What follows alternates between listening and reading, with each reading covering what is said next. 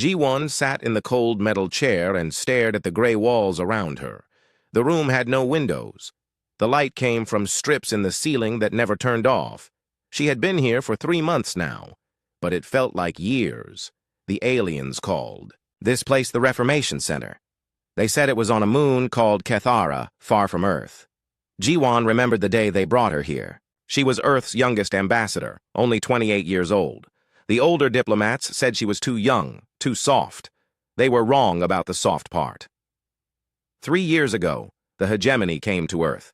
Their ships filled the sky like dark clouds.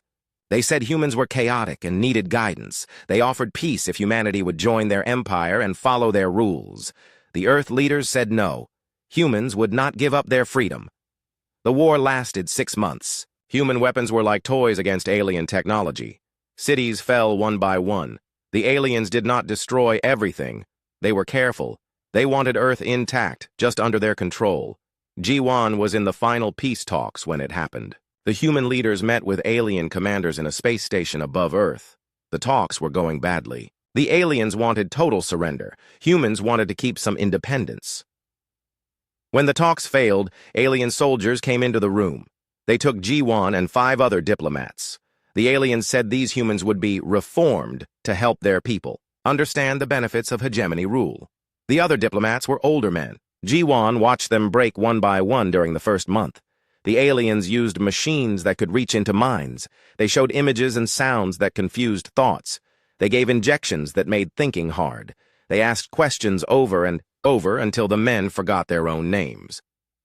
But Ji-won remembered what her mentor Hyejin taught her years ago. Hyejin was a wise woman who studied old meditation ways. She taught Ji-won how to build walls in her mind, how to keep her true self. Hidden deep inside while showing a false face to the world, the aliens thought they were breaking Ji-won like the others. She pretended to be confused. She acted scared when they wanted fear. She showed anger when they expected resistance. But inside, she stayed herself. And she watched everything. The Reformation Center was huge. It held beings from dozens of different worlds. Ji-won saw creatures with fur, others with scales, some that looked like plants. All of them had been through the same process. All of them now served the hegemony with perfect loyalty. The aliens who ran the center were proud of their work. They called themselves reformers. The lead reformer was tall and thin with gray skin and large black eyes. His name was something like Velkoth, but Ji-won could not say it right. He spoke to her often about the beauty of order and unity. "Your species causes much trouble," Velkoth said during one of their sessions. "Humans refuse to accept their place. They fight against obvious truths. This is why they suffer." Ji-won nodded and tried to look thoughtful. "I begin to see the wisdom in your words," she said. "Humans are indeed chaotic. Perhaps order would bring peace." Velkoth seemed pleased. He made notes on his electronic pad. "Good. You learn faster than the others of your kind. Soon, you will be ready to help your people accept their proper role." Each day brought new lessons. The aliens taught about hegemony history, how they brought peace to the galaxy by organizing all species into useful roles. They showed videos of perfect worlds where everyone knew their place and worked together without conflict. Ji-won asked questions that made her seem interested but not too eager. She discovered that the hegemony controlled thousands of worlds.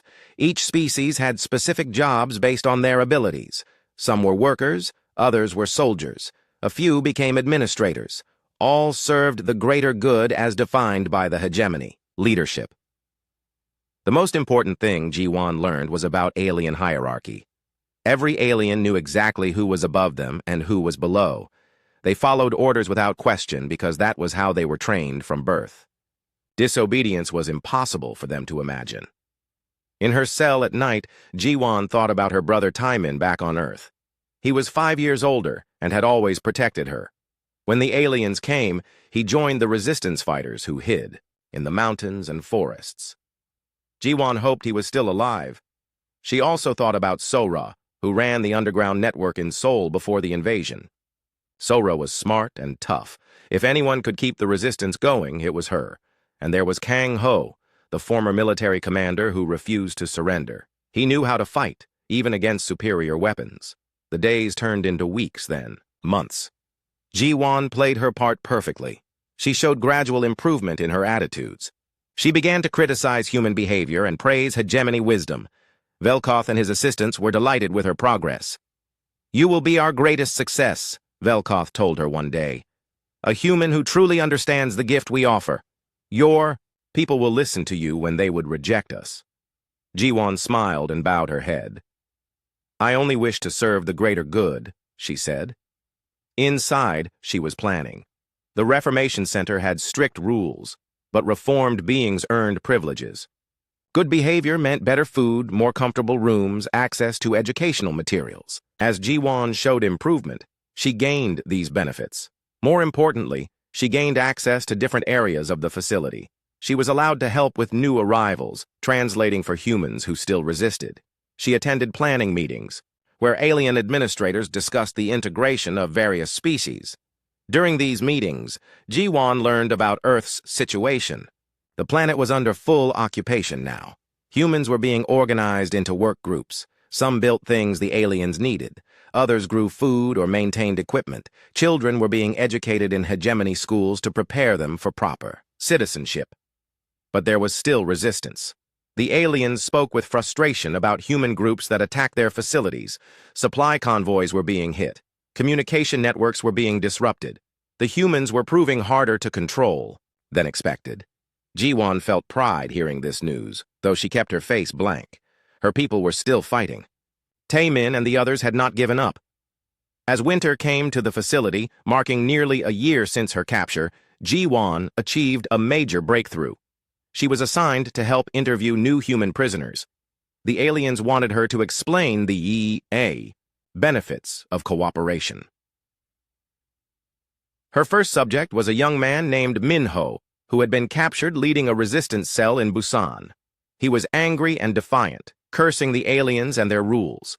Ji-won sat across from him while two alien guards watched. "They will break you," she told him in Korean. "Fighting only brings pain. Accept their way, and you can survive." Minho stared at her with disgust. "You are a traitor," he said. "How can you serve these monsters?" Ji-won leaned forward and spoke more quietly. "Listen carefully," she said. "They think they have won, but they do not understand humans. We bend, but we do not break. We adapt, but we do not surrender. Play their game and wait for your chance." She said it so softly that the alien guards could not hear. To them, it looked like she was convincing the prisoner to cooperate. Minho understood. His anger faded, and he nodded slightly. That night, Ji-won lay on her narrow bed and planned her next moves. She had been here almost a year. The aliens trusted her more each day. Soon they would give her real responsibilities, and when they did, she would be ready to use their trust against them. Outside her small window, alien ships moved across the dark sky. Each one carried soldiers and administrators who thought they had defeated humanity. They had no idea that their greatest victory was about to become their worst mistake. Ji-won closed her eyes and thought of home. She would see Earth again, but when she returned, it would not be as a broken prisoner. It would be as something far more dangerous to the hegemony than any resistance fighter with a gun. She would return as someone who understood exactly how to destroy them. 2 years had passed since Ji-won arrived at the Reformation Center. She had become their perfect student. Every alien administrator pointed to her as proof that even the most stubborn species could be reformed. They had no idea how completely they had been fooled. Ji-won walked through the facility's main corridor with confident steps. Other reformed beings nodded respectfully as she passed. She wore the gray uniform of a senior integration specialist, a rank that took most beings decades to achieve. The aliens had promoted her in record time. Her daily routine started in the administrative wing, where she helped plan integration strategies for newly conquered worlds. The aliens valued her insights into human psychology. They believed her reformed perspective gave them perfect understanding of how to control her species. The key to managing humans, Ji-won explained to a room full of reformers, is to give them the illusion of choice while guiding them toward correct decisions. Humans resist direct orders but accept guidance that appears to come from their own reasoning. The aliens took careful notes. Velkoth, now promoted to senior reformer, beamed with pride at his greatest success. "Brilliant," he said. "Your species' weakness becomes their strength when properly channeled." Jiwon smiled and nodded. Inside, she was mapping every alien in the room, studying their reactions, learning their individual weaknesses. Each conversation gave her more insight into how their minds worked. The hegemony's hierarchy was even more rigid than she had first understood. Every alien knew their exact position in the chain of command. They could not imagine questioning orders from above. This absolute obedience had built their empire, but Jiwon was beginning to see how it could also destroy it.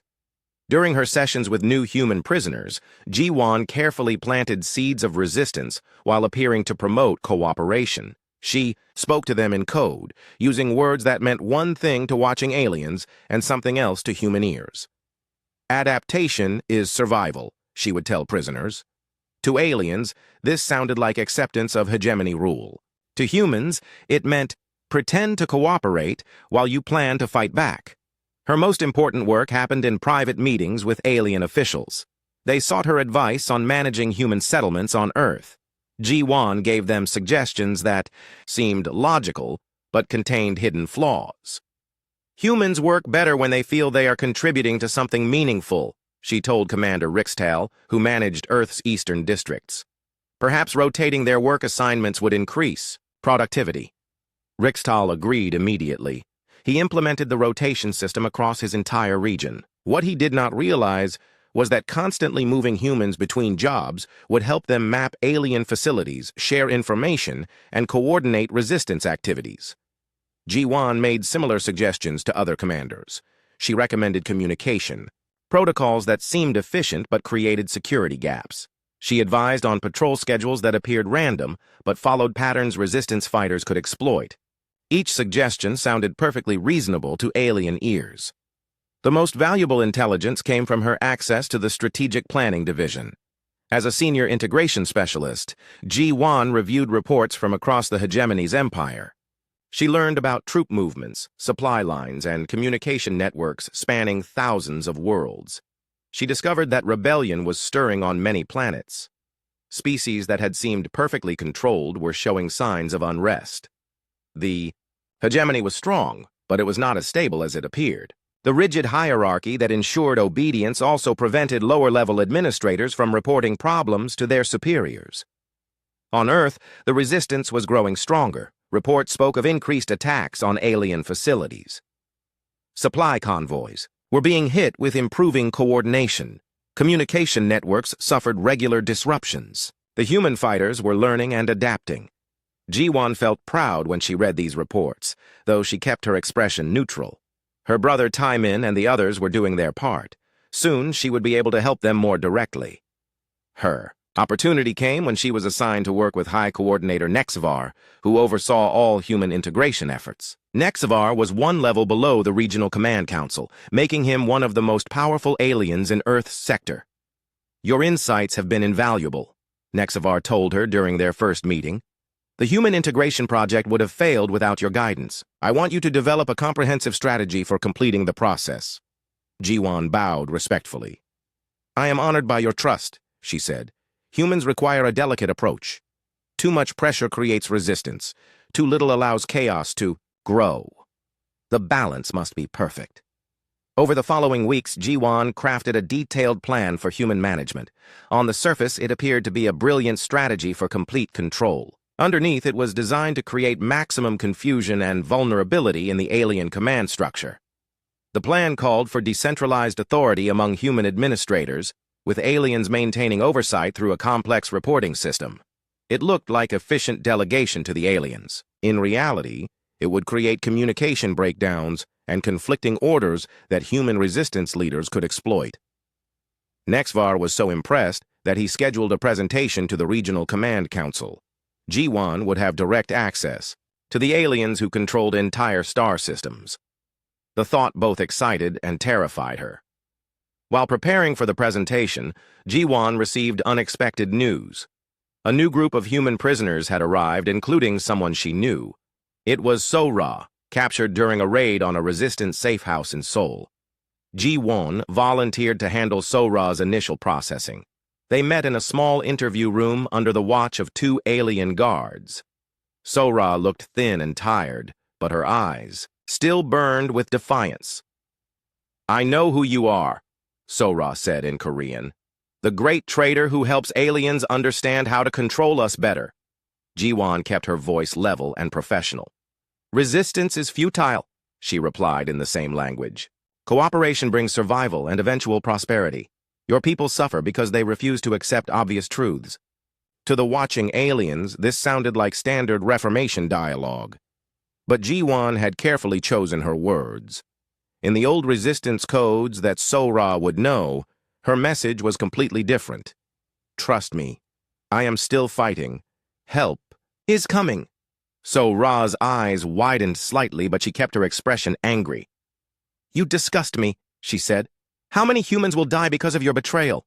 "As many as necessary for the greater good," Ji-won replied. In code, this meant, "The plan is in motion. Stay strong."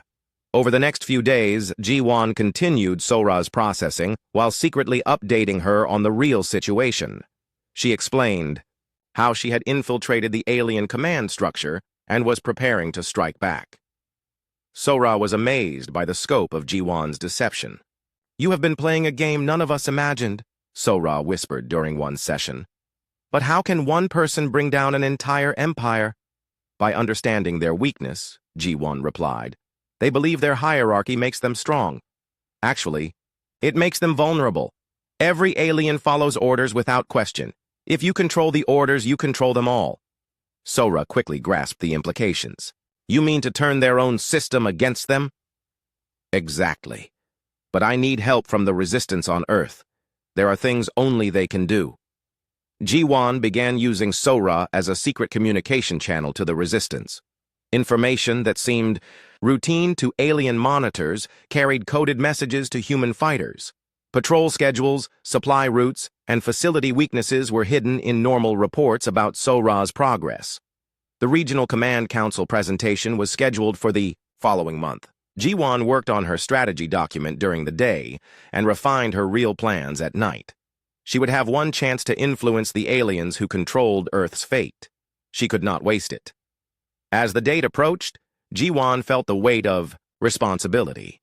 Millions of humans depended on her success, though they did not know she existed. Her brother Tai-min continued fighting in the mountains, unaware that his sister was alive and working to free their world. The night before the presentation, Ji-won stood at her window looking out at the alien ships in orbit around Cathara. Tomorrow would begin the most dangerous phase of her mission. She had spent 2 years earning alien trust. Now she would find out if that trust was strong enough to be used as a weapon. She thought about her mentor, Hai-jin, who had taught her to hide her true self behind false faces. The old woman could never have imagined how far her student would take those lessons. Ji-won was about to attempt something that had never been done in the galaxy's history. She was going to teach an empire to destroy itself. The Regional Command Council chamber was massive and intimidating. Ji-won stood at the center, surrounded by a circle of alien leaders who controlled dozens of star systems. Each being represented a different species conquered by the hegemony, now serving as perfect administrators in the Empire's hierarchy. High Chancellor Vextar sat on the elevated platform at the chamber's head. He was ancient even by alien standards, his purple skin marked with the ritual scars that showed his rank. His 4 eyes studied Ji-won with interest as she prepared to present her integration strategy. "Honorable council members," Ji-won began, her voice carrying clearly through the chamber's acoustics. "The Human Integration Project represents both our greatest challenge and our greatest opportunity.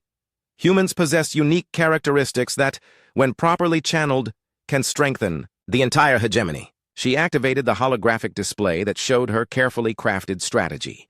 To the watching aliens, it appeared to be a brilliant plan for complete human control.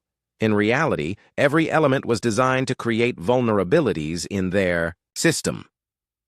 "Humans respond poorly to direct domination," Ji-won explained.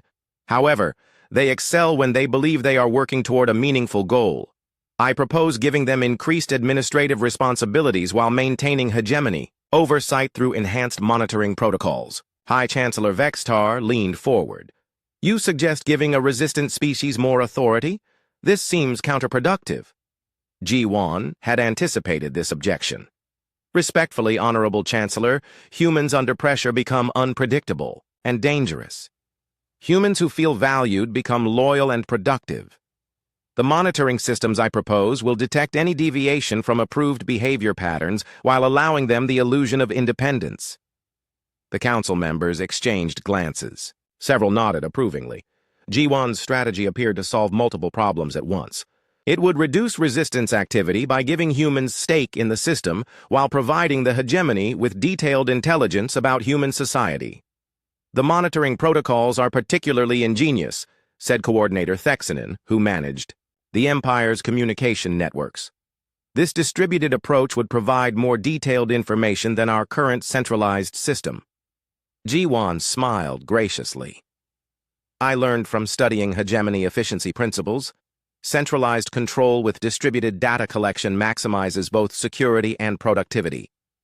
What Coordinator Thexanen did not realize was that distributed monitoring would create exactly the opposite effect. Multiple information streams would overwhelm alien analysis capabilities while providing human resistance fighters with better intelligence about alien activities. The presentation continued for 2 hours. Ji-Wan answered every question with confidence, providing logical explanations for each element of her strategy.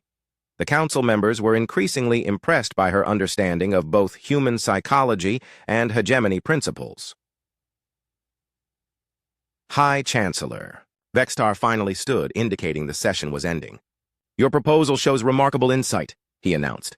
The Council approves immediate implementation across all human territories. You will transfer to Central Command to oversee the process personally.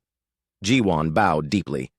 I am honored by your confidence. I will not disappoint the hegemony. As she left the chamber, Ji-Wan felt a mixture of triumph and terror. She had succeeded beyond her wildest hopes, but now came the truly dangerous part. Central Command was the heart of the alien empire. One mistake there could expose her and doom both Earth and the countless other worlds under hegemony control. The transfer to Central Command happened within days. Ji-Wan found herself on Korth Val, the Empire's capital world, surrounded by beings from hundreds of different species. All of them were perfectly loyal servants of the hegemony, or so it appeared. Her new position as Director of Human Integration gave her access to information that amazed her. The hegemony controlled over 3,000 worlds. Each species had been conquered using similar methods, but none had required as much effort as humans. The aliens were genuinely puzzled by human resistance. Ji-Wan quickly understood why. Every other species in the Empire had some form of natural hierarchy. They understood the concept of following superior authority because it existed in their basic nature. Humans were different. They could accept authority, but they always maintained the ability to question and resist it. This fundamental difference made humans unique in the galaxy. It also made them incredibly dangerous to a system built on unquestioning obedience. Ji-Wan began to see how she could use this difference as a weapon. Her first target was Commander Nixavel, who managed military operations in Earth's sector. He was responsible for coordinating the forces that suppressed human resistance. Ji-Wan arranged a meeting to discuss improving security protocols. Commander, the recent increase in resistance activity concerns me, she said during their private conference.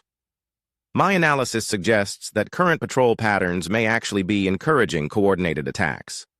Commander Nixavel studied the data she provided. Explain. Human psychology creates patterns even in random behavior, Ji-Wan said, presenting carefully falsified analysis. When patrols appear random to us, humans unconsciously detect subtle regularities. This allows them to predict safe windows for movement.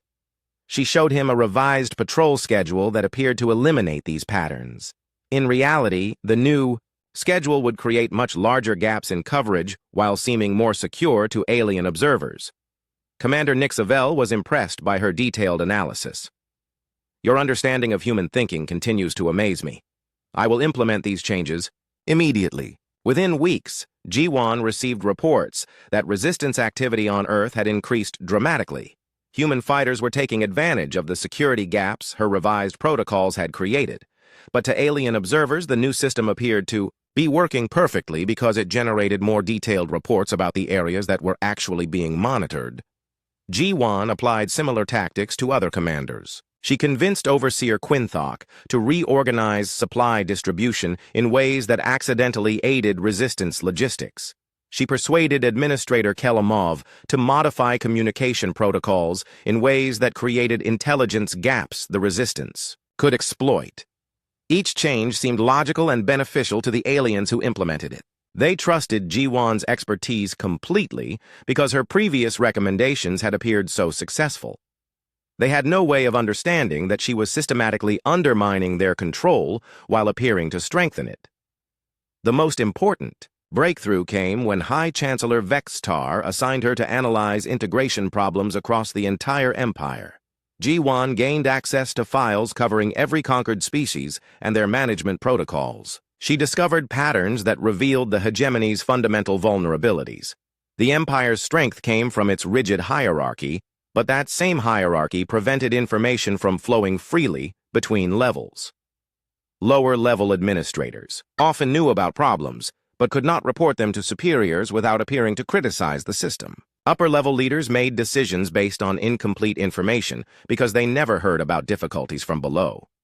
Ji-won began exploiting these communication gaps.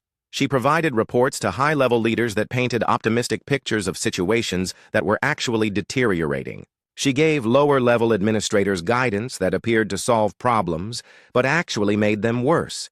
The beauty of her approach was that each level of the hierarchy believed it was succeeding. Lower administrators thought their problems were being addressed. Upper leaders thought their policies were working perfectly. The reality was growing chaos, but nobody could see the complete picture. Meanwhile, on Earth, the resistance was growing stronger every day. Ji-won's brother Taemin had become a legend among the fighters. He led increasingly bold attacks against alien facilities. Former Commander Kang Ho had organized multiple resistance cells into a coordinated network. Sora, now reformed and serving as a human administrator, was secretly coordinating intelligence operations. Ji-won maintained contact with the Earth resistance through coded messages hidden in routine administrative communications. She provided them with detailed intelligence about alien operations while receiving updates on their activities. The resistance fighters still did not know she was alive, believing their information came from an unknown source inside the hegemony.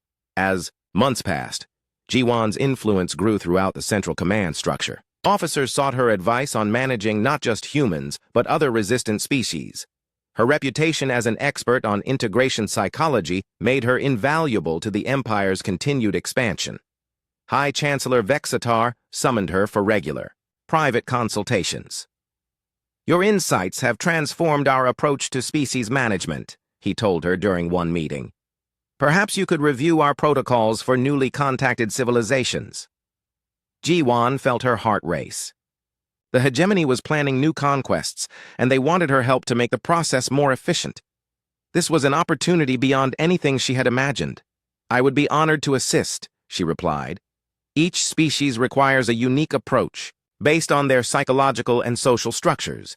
Generic conquest methods often create unnecessary resistance." As she left the Chancellor's chambers, Ji-won had been at Central Command for 8 months when she discovered the true scope of her opportunity. The hegemony's leadership structure was even more vulnerable than she had realized. Every high-ranking official suffered from the same psychological conditioning that made them incapable of questioning orders from above. Her breakthrough came during a strategic planning session with the Sector Command Council. These 12 beings controlled entire regions of the galaxy, each managing hundreds of worlds. Ji-won sat quietly in the corner, officially present to provide expertise on human integration issues. The discussion focused on resource allocation problems across multiple sectors. Admiral Korvthax complained that his fleet was undermanned. General Vixter argued that his ground forces needed more equipment. Coordinator Melkson insisted that civilian infrastructure required additional funding. What fascinated Ji-won was how they argued. Each commander presented their case with perfect logical reasoning.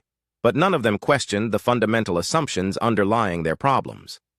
They could not imagine that their difficulties might stem from flawed orders from higher authority.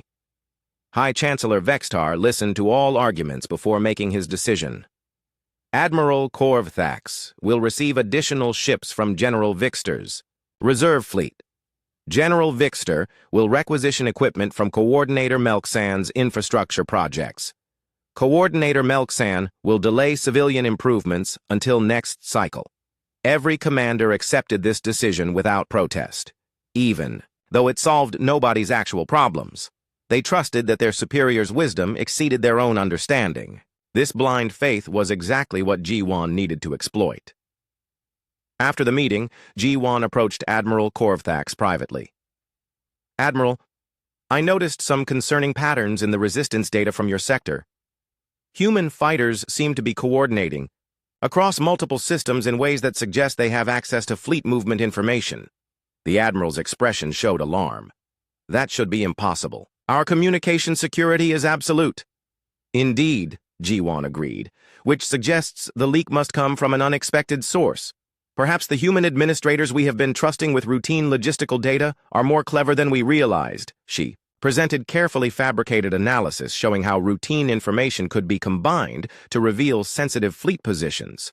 The evidence was completely false, but it appeared logical and supported the Admiral's existing concerns about human trustworthiness. "What do you recommend?" Admiral Korvthax asked. "A complete revision of information distribution protocols," G1 replied. "I have developed new procedures that will maintain operational efficiency while preventing intelligence leaks." The protocols she gave him were masterfully designed. They appeared to increase security while actually creating more opportunities for information to reach resistance networks.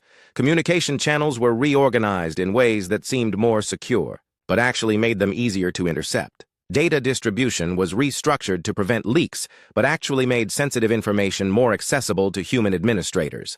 Admiral Korvthax implemented every change immediately. Within weeks, human resistance forces in his sector had better intelligence than they had ever possessed before.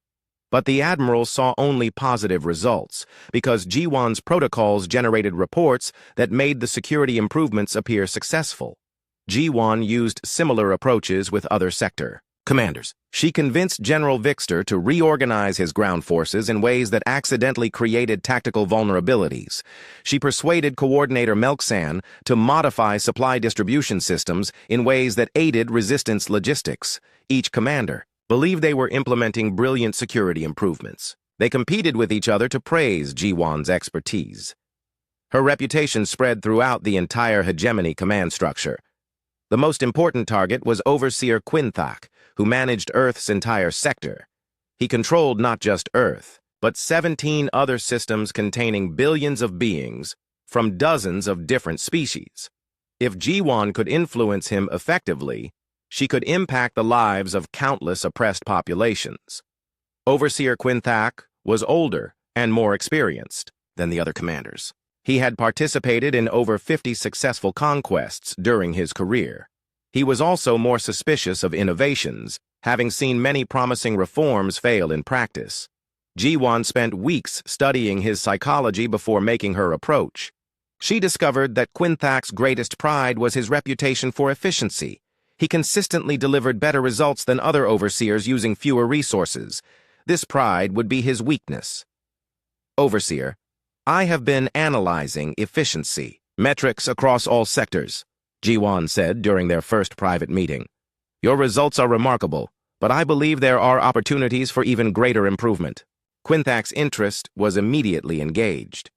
"Continue. The key issue is information processing speed," G1 explained. "Current protocols require too many authorization steps for routine decisions. Valuable time is lost while administrators wait for approval from higher levels." She presented a plan for streamlined decision-making that would give lower-level administrators more autonomy while maintaining oversight through automated monitoring systems. To Quinthak, it appeared to be a way to increase efficiency while reducing his personal workload. In reality, the plan would create chaos throughout his command structure. Decisions that currently required careful coordination would be made independently by different administrators. Conflicting orders would be issued simultaneously. The automated monitoring systems would generate so much data that meaningful oversight would become impossible. Overseer Quinthak was delighted with the proposal. "This could revolutionize sector management," he said. "If successful, it could be implemented across the entire empire." Jiwan felt a thrill of excitement mixed with terror. If her plan worked at the sector level, it might indeed be adopted throughout the hegemony. The empire could be induced to destroy itself through its own quest for greater efficiency.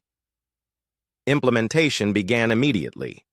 Quinthak was so confident in the new system that he applied it to all 17 systems under his control simultaneously. Within days, the effects began to show. On Earth, human resistance fighters noticed that alien responses to their attacks became confused and contradictory. Supply convoys arrived at wrong destinations. Military units received conflicting orders about patrol routes. Administrative facilities shut down due to bureaucratic mix-ups. Taemin led a successful raid on an alien command post that should have been impossible to attack. The facility's security forces had been reassigned to 3 different locations based on separate orders from different administrators. None of the orders had been coordinated with the others. "Something has changed," Taemin reported to Kang Ho after the successful mission. "The aliens are making mistakes they never made before. It is like they are fighting themselves as much as us." Kang Ho agreed. "Their coordination is breaking down. We should take advantage while we can." Sora, working within the alien administration system, could see the confusion from the inside. Orders contradicted each other daily. Administrators spent more time trying to resolve conflicts than actually managing their responsibilities. The system was slowly collapsing under the weight of its own complications. Similar patterns emerged across all 17 systems in Quinthak's sector. Species that had been perfectly controlled for decades began showing signs of unrest. Administrative efficiency dropped dramatically, but the automated monitoring systems reported everything as normal because they were measuring the wrong indicators. Jiwan monitored the situation carefully through her access to Central Command data. The chaos was spreading exactly as she had hoped, but she needed to be careful not to let it become too obvious too quickly. If the higher leadership realized what was happening, they might investigate and discover her role. She managed the situation by providing regular reports to High Chancellor Vexitar that explained the problems as temporary adjustment difficulties. "Revolutionary changes always create initial instability," she explained. "Once administrators adapt to the new procedures, efficiency will increase dramatically." Vexitar accepted her explanations because they aligned with his understanding of organizational psychology. He had seen similar patterns during previous reforms. He also trusted Jiwan's expertise completely after her previous successes. Meanwhile, Jiwan was secretly expanding her influence to other sectors. She arranged consultations with additional overseers who wanted to implement similar efficiency improvements in their territories. Each success made the next one easier as word spread about the remarkable results Quinthak was achieving. The most satisfying reports came from Earth itself. The resistance was growing stronger every day. Human fighters were liberating entire cities from alien control. Former Commander Kang Ho had organized a shadow government that was already planning for post-occupation administration. Jiwan's brother Taemin had become a symbol of human defiance across the planet. His successful attacks inspired resistance cells in every major population center. The aliens were losing control so rapidly that they were requesting reinforcements from other sectors, but those reinforcements were encountering their own problems. The efficiency improvements The Imperial Command Complex was in chaos, though none of the alien leaders realized it yet. Jiwan walked through corridors filled with bustling administrators who believed they were implementing the most successful reform in hegemony history. Reports flooded in from across the empire showing remarkable improvements in efficiency metrics.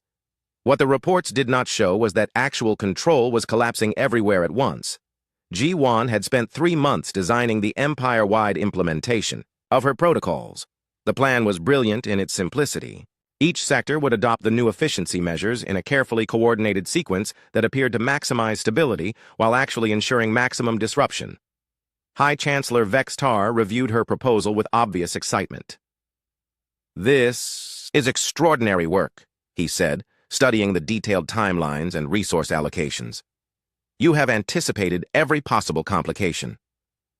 Jiwan had indeed anticipated every complication, but not in the way Vextar imagined. Her plan was designed to create cascading failures that would appear as temporary adjustment problems until it was too late to stop them.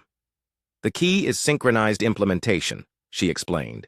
Each sector must begin the transition at precisely the right moment to maintain overall system stability. The synchronization was actually designed to ensure that when problems began appearing, they would emerge simultaneously across the entire empire. No single sector would be able to provide support to others because all of them would be experiencing difficulties at the same time. Implementation began on schedule. Ji-Wan watched from Central Command as her protocols spread through the galaxy like a carefully engineered plague. Each sector reported successful adoption of the new procedures. Each sector's efficiency metrics showed dramatic improvement. Each sector was actually losing coherent control of its territory. The first signs of trouble came from unexpected sources. Minor species that had been perfectly pacified for centuries began showing increased unrest. Administrative systems started producing contradictory reports. Communication networks experienced mysterious delays and errors. Intelligence Coordinator Thexnan brought the concerning reports to a high-level briefing. "We are seeing unusual patterns across multiple sectors," he announced to the assembled command staff. "Resistance activity is increasing on 17 different worlds simultaneously." General Vixter studied the data. "This suggests coordination between different species. How is this possible? Their communication networks are under our complete control." Jiwan offered an explanation that sounded logical to alien ears. "The implementation of new efficiency protocols has created temporary vulnerabilities in information security. Resistant populations are exploiting these gaps before our monitoring systems can adapt."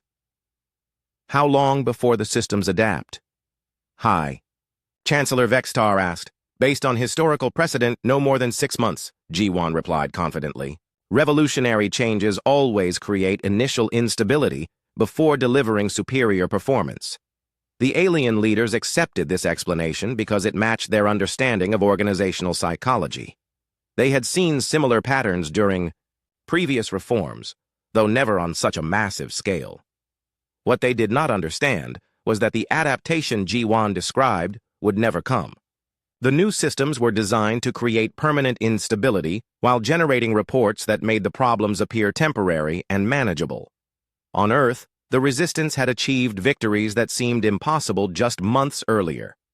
Tai Min led a coordinated assault that liberated the entire Korean peninsula from alien control.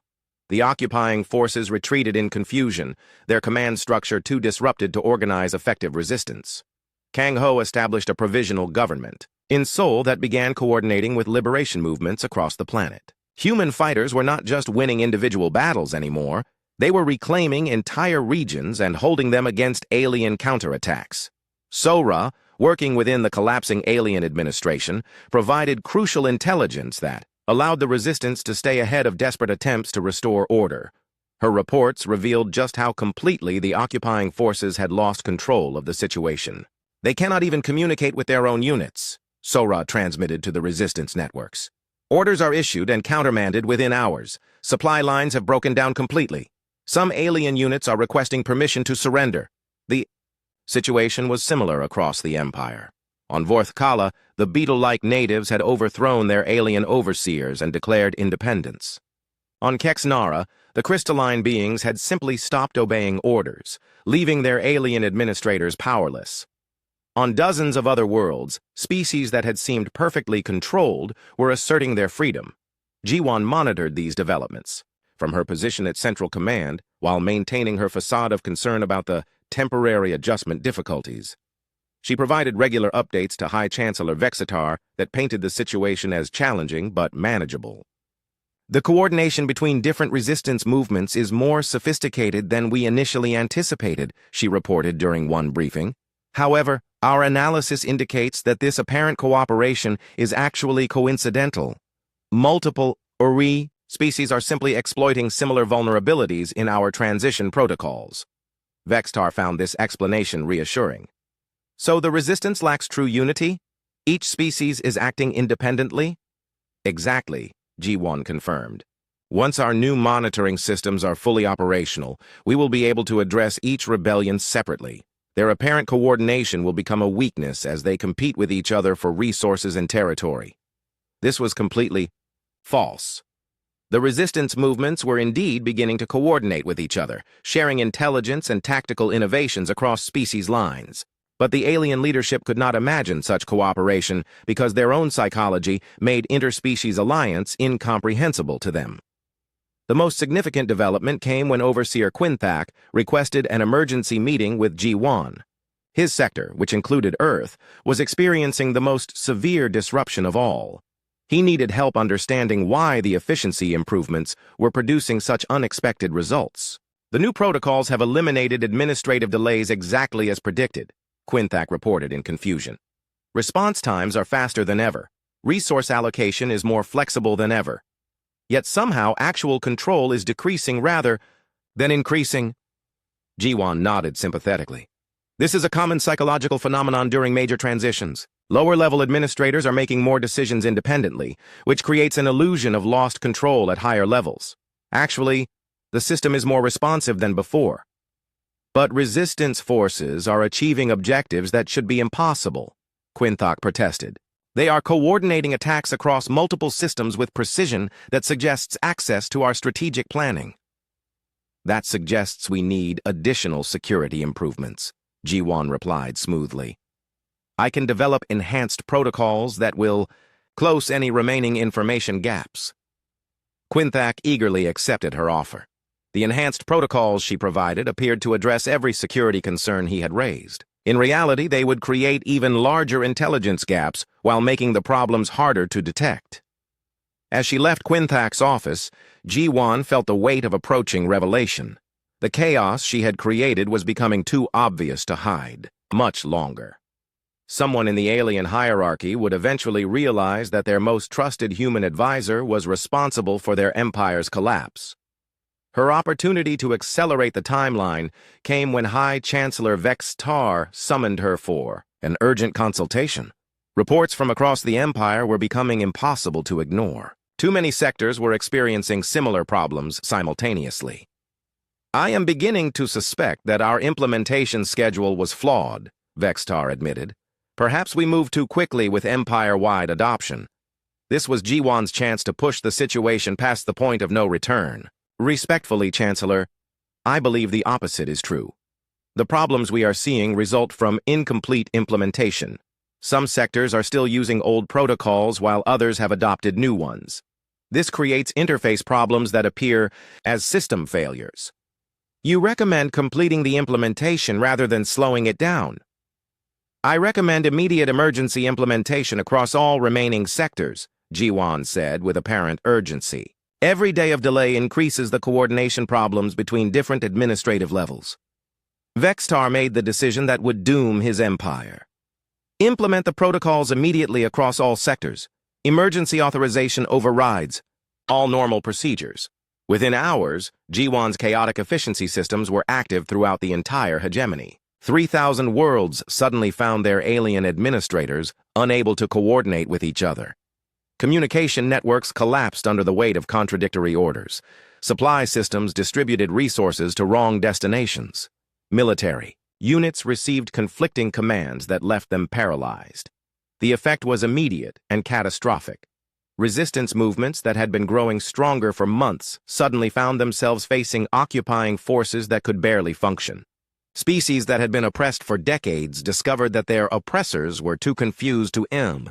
High Chancellor Vex-Tar stood frozen in the Central Command Center, staring at G1 as the magnitude of his empire's destruction became clear. Around them, alien administrators frantically tried to re-establish contact with sectors that had gone silent across the galaxy. Execute her, General Vixter demanded, raising his weapon toward G1. Execute her immediately before she does more damage. But Vex-Tar could not give the order. His psychological conditioning prevented him from harming someone he had been programmed to trust at the highest levels. The very hierarchy that had built the hegemony now protected its greatest enemy. I cannot, Vex-Tar whispered, his 4 eyes showing confusion and pain. She holds authority granted by the Imperial Council. The execution of a senior integration specialist requires unanimous consent from all sector commanders. Then call them, Vixter shouted. Contact every sector commander and get their approval. Intelligence Coordinator Thex Nin looked up from his communication console with despair. That is impossible. Half of our sector commanders have not responded to communications in the past 6 hours. The others report that they are dealing with critical emergencies and cannot participate in administrative procedures. Ji-Wan watched the aliens struggle with their own inflexibility. She had designed the collapse perfectly. The Empire was falling apart so quickly that its leaders could not follow their own procedures to stop the destruction. You programmed yourselves to be perfect servants, she told them calmly. Perfect servants cannot improvise when their orders lead to disaster. Perfect servants cannot question authority even when authority is destroying them. Alarms began sounding throughout the command center. More sectors were going dark as local populations overwhelmed their alien administrators. The great map that showed hegemony territory was changing color from green to red as world after world reported loss of central control. On Earth, the revolution was complete. Taemin stood in the ruins of the planetary command center, surrounded by cheering human fighters. The last alien strongholds had surrendered without a fight when their commanders realized they were receiving no support from their superiors. Is it really over? Asked Minsu, one of the younger resistance fighters. Are we truly free? Kang Ho nodded grimly. The aliens are finished on Earth, but we need to help other worlds achieve their freedom as well. We cannot be safe while any part of the hegemony survives. Sora had been monitoring alien communications during the final collapse. Their entire command structure is breaking down, she reported. Species across the galaxy are declaring independence. The aliens cannot coordinate any response because their own protocols prevent them from making fast decisions. Similar scenes were playing out across hundreds of worlds. On Vorth Kala, the beetle-like natives had captured their alien overseers and were broadcasting messages of freedom to other oppressed species. On Kexnara, the crystalline beings had taken control of major communication networks and were sharing technical information about alien weaknesses. The hegemony's greatest strength, its unified command structure, had become its fatal weakness. When the command structure failed, the entire empire failed simultaneously. Back at Central Command, more reports arrived confirming the scope of the disaster. Admiral Korvthax reported that his entire fleet was paralyzed by contradictory orders. Coordinator Melkson announced that civilian populations under his control had stopped obeying any directives whatsoever. Overseer Quinthak transmitted a desperate message saying that 17 systems had declared independence and were threatening to execute any alien who remained on their worlds. 3,000 years, Vextar said quietly, slumping in his command chair. 3,000 years of building the greatest empire in galactic history, brought down by one human female who pretended to help us. I did help you, Ji-Wan replied.